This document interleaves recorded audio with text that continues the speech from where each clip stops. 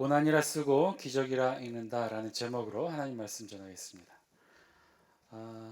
직장 동료 중에 항상 구겨진 옷만 입고 다니던 직장 동료가 있었는데 결혼을 하게 됐고, 결혼한 이후 1년 동안이나 항상 달라진 모습이 이 칼같이 다려진 양복을 입고 다니는 동료를 보고 직장 동료가 그에게 말합니다.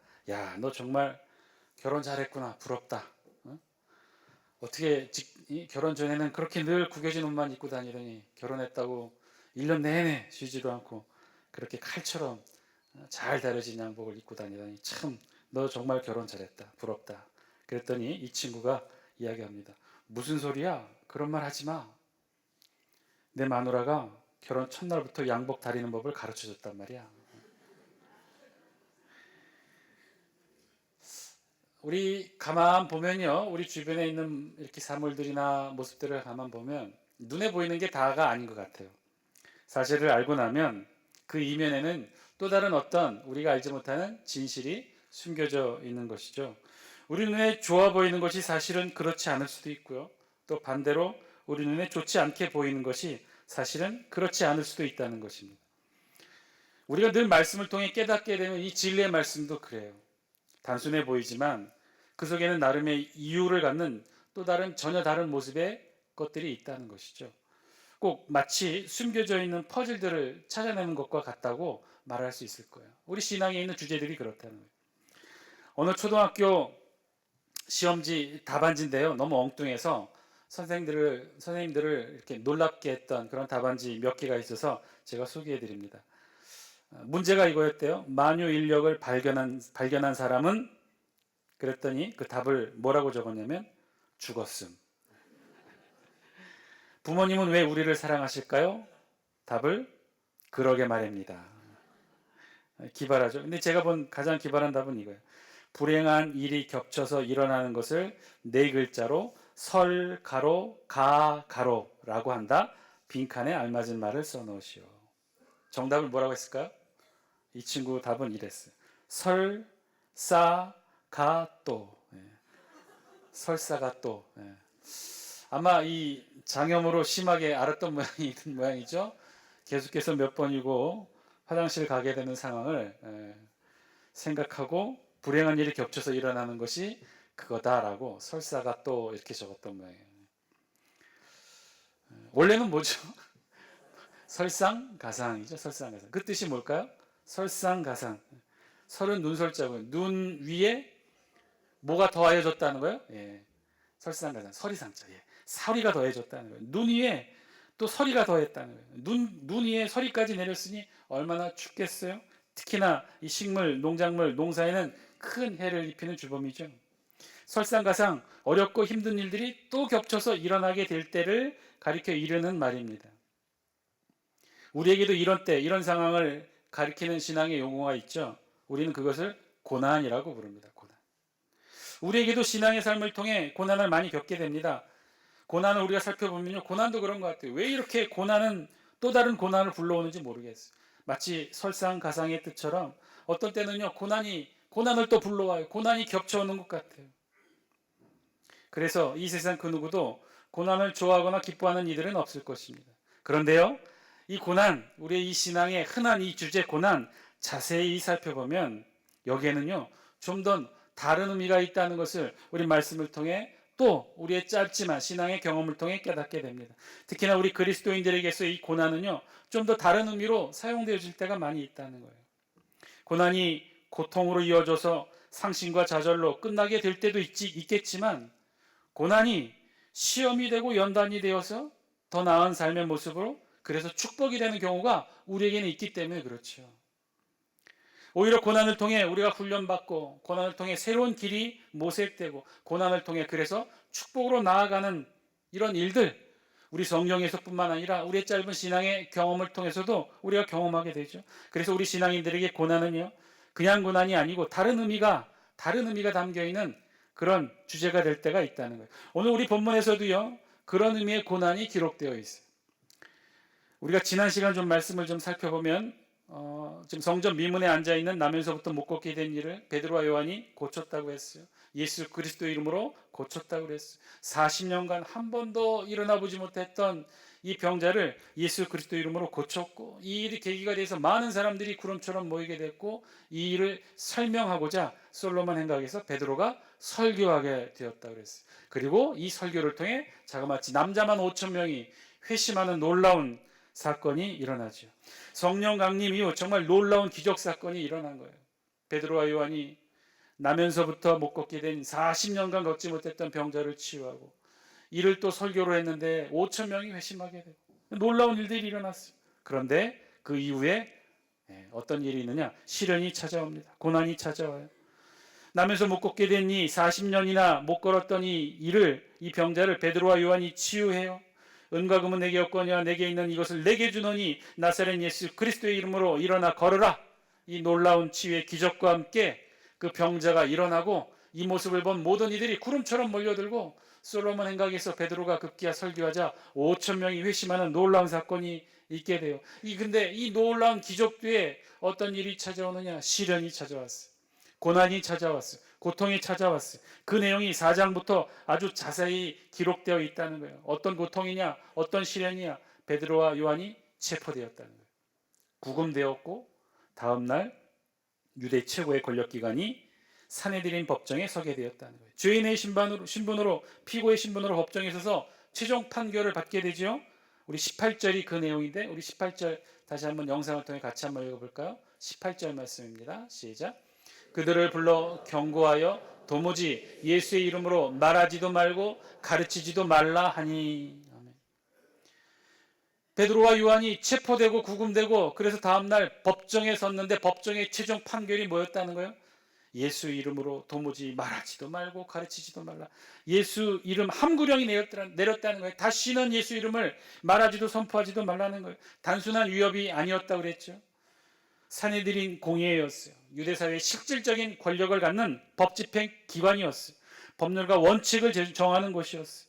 그래서 여기서 정해진 것은요, 바로 법률적 효력이 있었다고 그랬어요. 이제 이후로는요, 누구든지 예수 그리스도 이름으로 말하거나 가르치거나 선포하는 자들은 재판 없이 바로 처벌이 가능하게 되었다는 거예요. 이후 초대교회는요, 이 법령에 근거하여 아주 심각한 핍박과 탄압을 경험하게 됩니다. 심지어 스데반 집사가 순교하기까지 초대교회는 이 법령에 근거하여 아주 심한 탄압을 받게 되죠. 그 첫 번째 판결을 베드로와 요한이 받게 된 거예요. 그리고 오늘 우리가 함께 읽었던 그 본문, 그 사건이 일단락되고 결국 잡혔던 사도들이 노임을 받게 되었는데, 그래서 돌아오게 된 사건을 기록하고 있죠. 23절 말씀 우리 영상을 통해 같이 한번 읽습니다. 시작. 사도들이 노임의 동료에게 가서 제사장들과 장로들의 말을 다 알리니. 솔로몬 행각에서 복음을 전했던 베드로와 요한이 이제 투옥돼서 심판을 받고 판단을 받곤 풀려나게 됐어요. 다시는 예수 그리스도 이름으로 말하지도 말고 외치지도 말고 선포하지도 말고 가르치지도 말라는 예수 함구령을 받고는 돌아왔어요. 그리고는 동료에게 알렸다는 거죠. 그 모든 되어진 일들을 다 동료들에게 얘기했다고 그랬어요. 여기서 말하는 동료란 아마도 초대교회 구성원들을 의미한 것 같아요. 주로 구성 멤버들이 이 마가의 다락방 성령 강림을 체험한 120명 성도였겠죠. 사도들과 함께 이 120명이 주축이 되어 이들에게 달려가 고했다는 거예요. 사도들이 노임의 그 동료에게 가서 베드로와 요한은 풀려나자마자 바로 이 동료들에게 향했던 것 같아요. 초대교회 구성원들을 찾아간 거죠. 아마도 이들은 베드로와 요한을 걱정하며 모초에 모여서 기도하고 있었던 것 같아요. 그들이 사도들이 석방되기를 함께 기도하고 있었는데 어떤 기도를 하게 되느냐? 이제 24절 말씀에 영상을 통해 같이 한번 읽습니다. 시작. 그들이 듣고 한 마음으로 하나님께 소리를 높여 이르되 대주제여 천지와 바다와 그 가운데 만물을 지은 이시오. 아멘. 초대교회로서는 처음 겪는 어려움이었을 거예요. 사도들이 체포되고 유대교로부터 대대적인 탄압과 압박과 박해를 당하게 되고, 이제 앞으로는 도무지 예수의 이름으로 말하지도 가르치지도 못하는 기독교 포교 금지령, 예수 이름 금지령을 당했으니 사도들은 두려웠겠죠. 전애들은 동료들도 고난과 공포, 두려움, 역경들을 느꼈을 것입니다. 자, 그럼 그들이 어떻게 했을까요?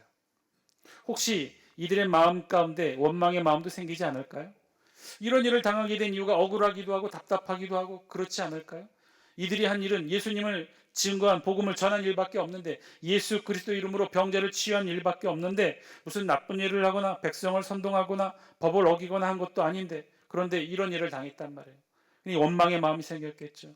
원망의 마음을, 하나님을 원망하든가 사도들을 원망하든가 이렇게 원망의 마음을 풀어낼 법도 한데, 우리 성경에 보면요, 우리 초대교회 선배들은 그러지 않았어요. 하나님을 원망하지도 않았고 사도들을 원망하지도 않았어요. 그들은 어떻게 했어요? 오늘 성경 말씀에 보니 기도했다고 그랬어요. 어떻게 기도했느냐?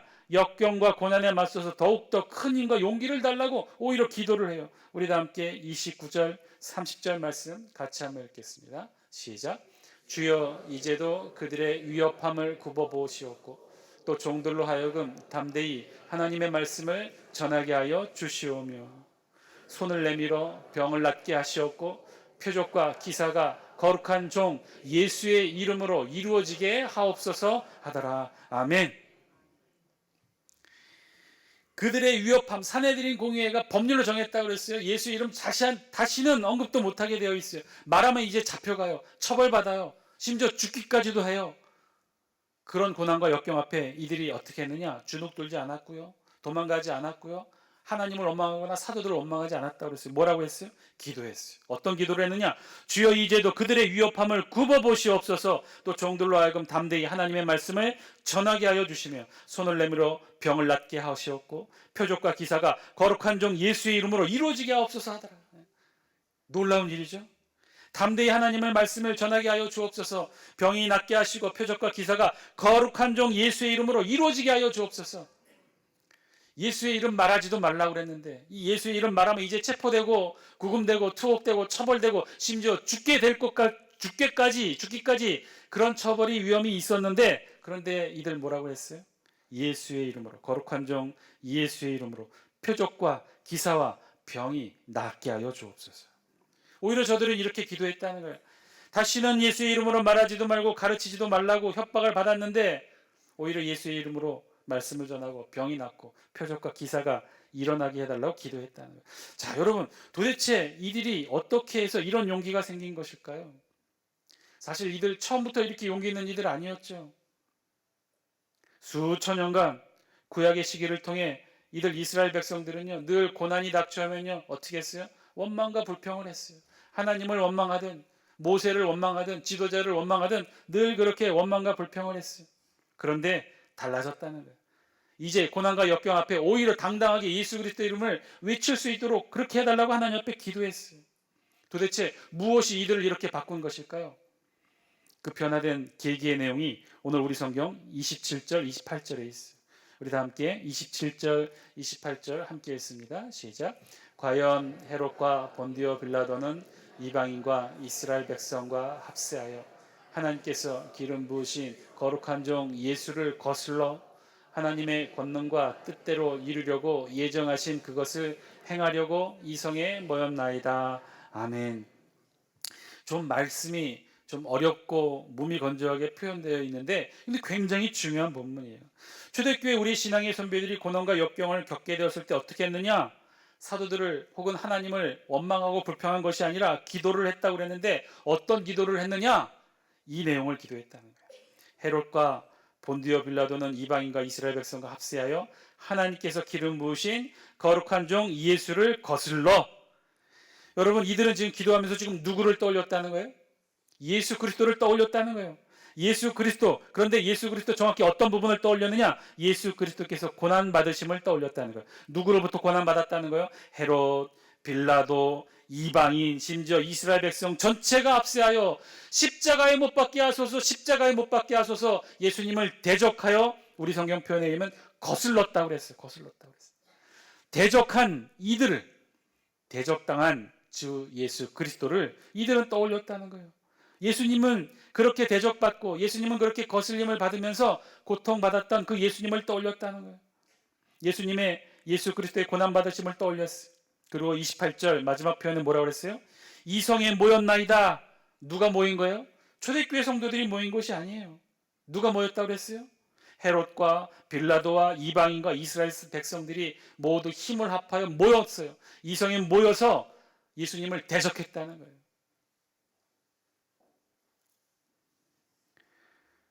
사랑하는 장숙회 성도 여러분, 우리 신앙의 선배들은요, 오늘 본문에 있는 우리 신앙의 선배들은요, 원망하지 않았어요. 고난이 닥쳐올 때 원망하지 않았어요. 고난이 오고 역경이 오고 정말 힘들 때 어떻게 했느냐? 이들은 고난과 역경을 맞아 죽음까지도 이겨내신 예수 그리스도를 떠올렸다는 거예요. 예수 그리스도의 고난받으심을 떠올렸다는 거예요.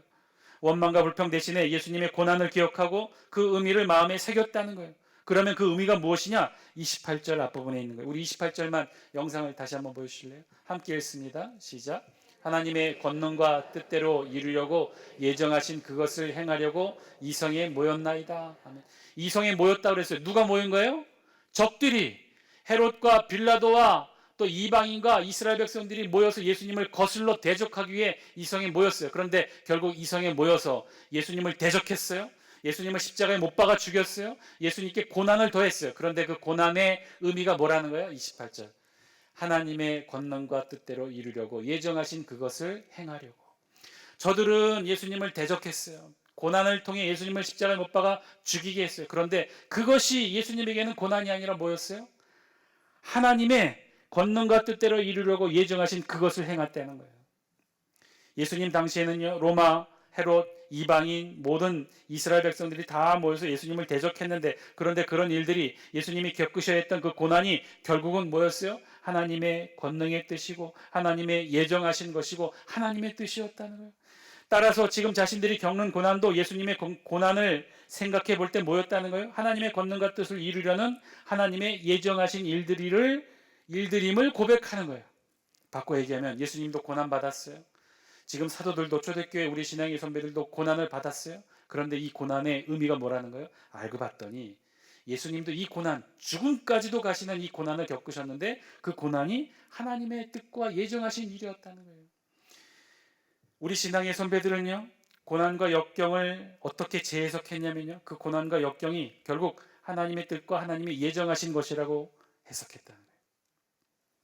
예수님도 이겨냈던 고난이고, 예수님도 극복해내셨던 고난이고, 예수님에게도 하나님의 뜻과 예정하신 하나님의 뜻이었던 그 고난을 예수님이 이겨낸 것처럼 우리도 그렇게 이겨낼 수 있다는 거예요. 고난이 고통이 아니었다는 거죠. 하나님의 예정하신 뜻이었다는 거예요. 고난은 그래서 시험이고 연단이 되었다는 거예요. 이들은 원망과 불평 대신에 하늘의 하나님을 향해 믿음의 고백으로 선언하고 있어요. 저들은 지금 우리의 입을 막으려고 합니다. 다시는 예수 그리스도 이름으로 말하지도 외치지도 가르치지도 못하게 합니다. 예수 이름을 외치기만 하면 이제는 처벌받게 됩니다. 그러나 우리들은 여기서 멈추지 않겠습니다. 용기를 내겠습니다. 왜냐? 예수님이 있으니까. 예수님도 이미 그 고난을 이겨내셨으니까.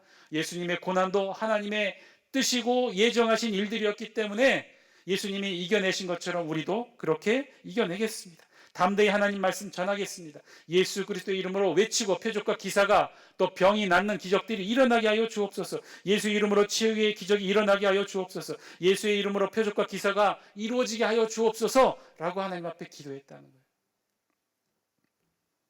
그러자 어떻게 되었다고요? 우리 31절 말씀입니다. 함께 읽습니다. 시작. 빌기를 다함에 모인 곳이 진동하더니 무리가 다 성령이 충만하여 담대히 하나님의 말씀을 전하니라. 아멘. 기적이 일어난 거죠.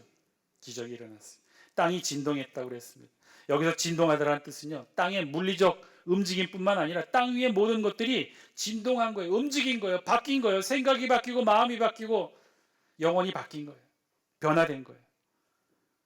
진정한 기적이 일어났어요. 사랑하는 장숙회 성도 여러분, 오늘 말씀을 통해 들려주시는 하나님의 음성, 저와 여러분들이 들을 수 있게 되길 바랍니다. 우리에게도 역경이 있죠. 어려움이 있어요. 때로는 너무나 힘들어서 때로는 누군가를 원망하고 누군가에게 불평하고 싶죠. 여러분, 그럴 때 오늘 본문을 기억하시기 바랍니다. 예수님의 고난을 떠올리시기 바랍니다. 예수님을 마음에 새기시기 바랍니다. 이미 2000년 전에 예수님이 다 이겨놓으신 고난이라는 거예요. 이미 2000년 전에 예수님이 다 이기고 승리하신 고난과 역경이라는 거예요. 이미 2000년 전에 예수님이 경험하신 하나님의 뜻과 예정하신 일들일 뿐이라는 거예요. 이미 하나님께서 2000년 전에 예수님에게 부활과 승천으로 바꾸어 놓으신 기적들이라는 거예요. 어쩌면요, 오늘 설교 제목과는 반대로 그 이미 이루어 놓으신 기적을 우리가 애써 고난이라 부르고 있는지도 모르겠어요. 그 고난, 알고 보면요, 예수님이 이미 2000년 전에 기적으로 바꿔놓으신 거예요. 그건 더 이상 고난이 아니에요. 고난을 통해 하나님이 이루실 기적의 작은 씨앗이라는 거예요. 우리가 그것들을 굳이 이 시간 애써 고난이라 부르는지 모르겠어요. 그 고난이 아니라는 거예요. 우리가 겪고 있는 이 모든 문제, 고난과 역경들, 어려운 문제, 경제적 문제, 관계의 문제, 우리를 힘들게 얽어매고 있는 모든 문제들 다 2000년 전에 예수님께서 십자가의 죽음과 함께 이 땅에서 이겨내고 승리하신 것들이고, 하나님은 그것을 기적으로 만들어내신 것들이라는 거예요. 십자가의 고통과 죽음을 하나님께서는 부활과 승천의 기적으로 바꿔놓으셨다는 거예요. 사랑하는 장수교 성도 여러분, 이겨내시기 바랍니다. 승리하시기 바랍니다. 지금 우리 눈에는 고난이고 어려움으로 보일지라도요, 그것이 하나님의 뜻이고 예정하신 일들이라면요, 언젠가 이 고난이 기적으로 바뀌게 될 줄 믿습니다. 언젠가 이 고통이 우리에게는 하늘의 축복이 될 줄 믿습니다.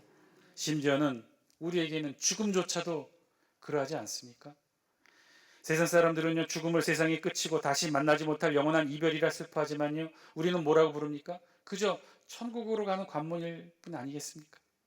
영생의 삶으로 옷 갈아입는 과정이 죽음이 아니겠습니까? 우리의 모든 삶이 그렇죠. 사랑하는 장수교 성도 여러분, 만약에 지금 저와 여러분 두 손 안에 무언가 붙잡을 수 있고 붙들 수 있는 어떤 축복의 결실들이 있다면 돌아보십시오. 그거 어디 하나 하늘에서 그냥 뚝 떨어진 것 있었습니까?